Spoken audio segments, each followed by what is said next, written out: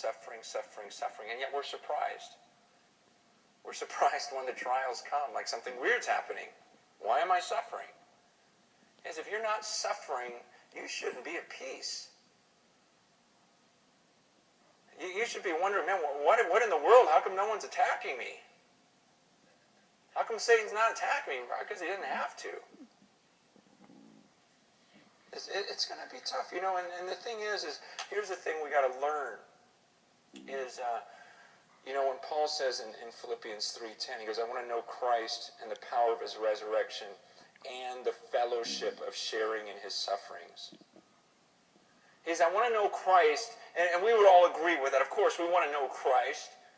And you go, I want to know the power of his resurrection. You go, man, of course I want to experience that Holy Spirit power in my life. But then he says, I also want to share in his sufferings. I want the fellowship of his sufferings. You know, it's like if he's being nailed to that cross, I want to be out there and I actually want to be next to him. As painful as that would be, because can you imagine the fellowship? Most of us saw The Passion of the Christ or some crucifixion movie. I mean, can you imagine if as Jesus is just stretched out and they're beating him, what if you were on the other side of Jesus, looking him in the eyes, and they're beating you too?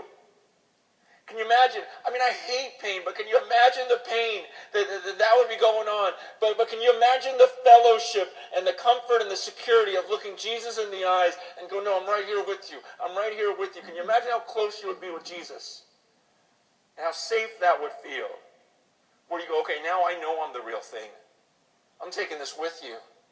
I'd be stupid for taking this unless I really believe that. I know I believe. See, some of us need to suffer just to know that we're for real.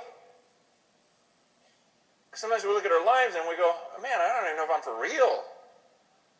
I don't know what I'm trying to get. But can you imagine the fellowship, the intimacy you would have with Jesus? Can you imagine if you're both carrying these beams up this hill and you're just looking at you, come on, Jesus, come on, friends, okay, and then as they drive that nail into Jesus' hand and he screams, and then they drive one into yours and you're just looking at each other and you're hanging there together, just going, no, we're going to be there, we're going to be there. Can you imagine the fellowship? Paul goes, I want Jesus so bad. I want to experience that fellowship in his sufferings. You got to see that as a good thing because it brings you closer to Christ.